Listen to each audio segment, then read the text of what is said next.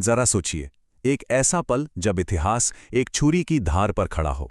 एक ऐसा लम्हा जहां एक पूरे साम्राज्य का भविष्य, एक महाद्वीप की किस्मत सिर्फ एक आदमी के धोखे पर टेकी हो। आज हम उसी कहानी की परतें खोलने वाले हैं। ये सवाल सोचकर ही अजीब लगता है ना? कि कैसे एक छोटी सी ट्रेडिंग कंपनी दुनिया के सबसे अमीर देशों में से एक को जीत लेती है। मतलब एक तरफ चंद व्यापारी और दूसरी तरफ एक सोने की चिड़िया। ये हुआ कैसे? इसका जवाब देखिए, तोपों की गूंज में नहीं बल्कि एक दरबार में हुई कानाफूसी में छिपा है। एक ऐसे धोखे में जिसने दुनिया का नक्शा ही बदल दिया। तो चलिए थोड़ा समय में पीछे चलते हैं 18वीं सदी के बंगाल में। देखिए, ये कोई आम जगह नहीं थी। ये उस वक्त दुनिया का एक इकोनॉमिक पावर हाउस था। इसकी राजधानी मुर्शिदाबाद इतनी शानदार थी कि कहते हैं उस जमाने का लंदन भी उसके आगे फीका था। और ब्रिटिश ईस्ट इंडिया कंपनी, वो तो बस व्यापारी थे, मेहमान, जो नवाब की इजाजत पर यहां अपना कारोबार कर रहे थे। उस वक्त तो कोई सपने में भी नहीं सोच सकता था कि यह पूरा का पूरा खेल इतनी बुरी तरह पलटने वाला है। ये जमीन सचमुच सोना उगलती थी। गंगा की मिट्टी इतनी उपजाऊ थी कि यहां से निकलने वाले चावल, रेशम और कपास के लिए दुनिया भर के जहाज बंगाल के बंदरगाहों पर लाइन लगाकर खड़े रहते थे। ये सिर्फ दौलत नहीं थी, ये एक ऐसा खजाना था जिस पर बहुत जल्द कुछ गिद्धों की नजर पड़ने वाली थी।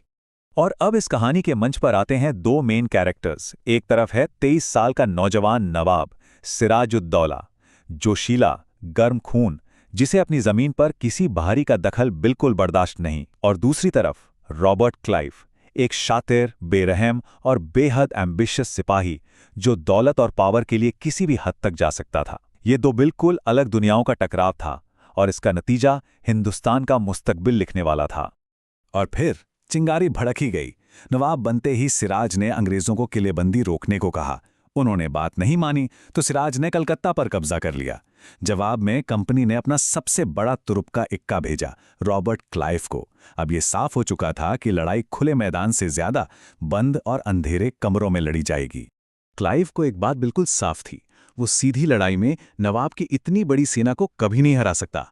तो उसने क्या किया? उसने लड़ाई का मैदान ही बदल दिया। वो समझ गया कि बंगाल की असली ताकत अगर उसकी सेना है तो उसकी सबसे बड़ी कमजोरी उसके अपने दरबार के अंदर ही छिपी है। असली जंग तलवारों से नहीं बल्कि सोने और झूठे वादों से जीती जानी थी। रणनीति, आप कह सकते हैं, बहुत ही शातिर थी। क्लाइव समझ चुका था कि इस मजबूत किले को बाहर से तोड़ना नामुमकिन है, इसे तो अंदर से ही खोखला करना पड़ेगा। अब उसे बस ऐसे लोगों की तलाश थी जिनकी वफादारी बेकाऊ हो और वो कोई भी कीमत चुकाने को तैयार था। और ऐसे लोग उसे मिल भी गए। पहला और सबसे बड़ा नाम मीर जाफर, नवाब का अपना कमांडर इन चीफ, जो मन ही मन खुद नवाब बनने के सपने देख रहा था। और दूसरा जगत सेठ, बंगाल के सबसे बड़े बैंकर, जिनकी दौलत से पूरा साम्राज्य चलता था। और वो नवाब से अपने एक अपमान का बदला लेने को बेताब थे। तो देखिए, लालच, एम्बिशन और बदला, यही वो तीन हथियार थे जिनसे क्लाइव ये पूरी जंग जीतने वाला था। तो ये थी वो डील जिसने हिंदुस्तान की तकदीर लिख दी। मीर जाफर को मिलेगी नवाब की गद्दी, हाँ, एक कठपुतली नवाब की गद्दी। और बदले में कंपनी को क्या मिलेगा? बंगाल का पूरा खजाना, पूरे बंगाल में बिना रोक टोक व्यापार करने का हक, और असल में भारत के सबसे अमीर सूबे पर पूरा कंट्रोल। ये एक मुल्क का सौदा था जिसे उसी के अपनों ने बेच दिया था। और फिर वो तारीख आई, 23 जून 1757। जगह थी प्लासी का एक आम का बाग। हवा में मॉनसून की पहली बारिश की सौंधी महक थी। वहां मौजूद किसी को भी अंदाजा नहीं था कि आज सिर्फ मौसम नहीं बल्कि पूरा का पूरा इतिहास बदलने वाला है। अब देखिए, कागज पर तो ये कोई मुकाबला ही नहीं था। एक तरफ नवाब की 50,000 से भी ज्यादा की भारी भरकम फौज और दूसरी तरफ क्लाइव के सिर्फ 3,000 सिपाही। मतलब अंग्रेजों की हार तो पक्की लग रही थी। लेकिन जैसा मैंने कहा, क्लाइव का असली हथियार उसकी तोपें या बंदूकें नहीं बल्कि वो सीक्रेट डील थी जो पहले ही हो चुकी थी। और फिर आया वो पल जिसका सबको इंतजार था। जब लड़ाई बिल्कुल नाजुक मोड़ पर थी तो मीर जाफर ने अपने वादे के मुताबिक अपनी सबसे बड़ी टुकड़ी को आगे बढ़ने का हुक्म ही नहीं दिया। वो बस चुपचाप खड़े होकर तमाशा देखते रहे और नवाब के वफादार सिपाही अकेले लड़ते रहे और मारे जाते रहे। और पता है, इस जबरदस्त लड़ाई में अंग्रेजों के कितने सैनिक मारे गए? सिर्फ 22। जी हां, सिर्फ 22। ये नंबर ही अपने आप में पूरी कहानी बयां कर देता है।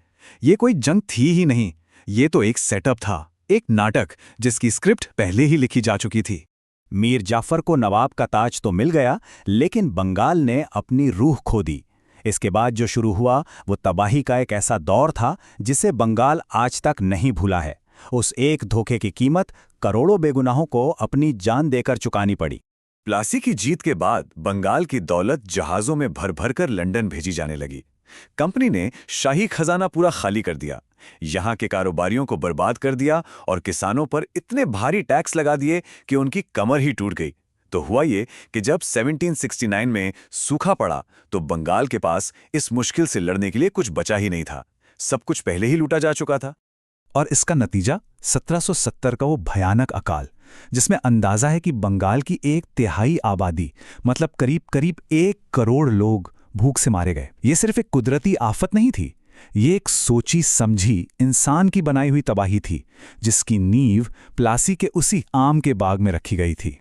तो घूम फिरकर पूरी कहानी एक शख्स के एक फैसले पर आकर टिक जाती है।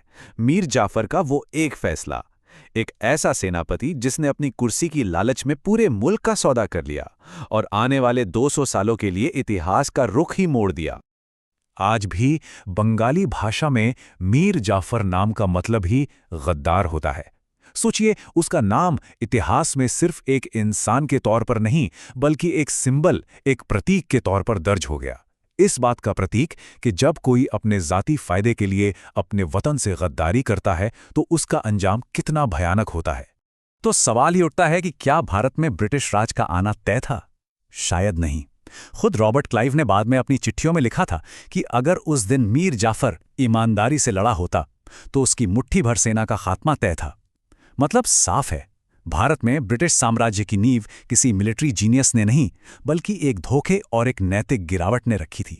तो आखिर में ये सवाल हमारे सामने खड़ा होता है, क्या इतिहास हमेशा बड़ी बड़ी ताकतों या आर्थिक बदलावों से ही बनता है, या फिर ये किसी एक इंसान के एक छोटे से फैसले, उसके लालच या उसके डर से भी पूरी तरह पलट सकता है?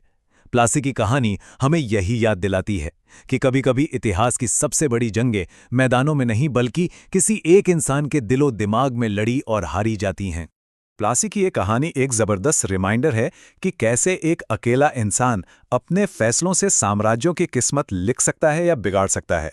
इतिहास ऐसे ही न जाने कितने पलों से भरा पड़ा है जहां किसी एक फैसले ने पूरी दुनिया बदल दी।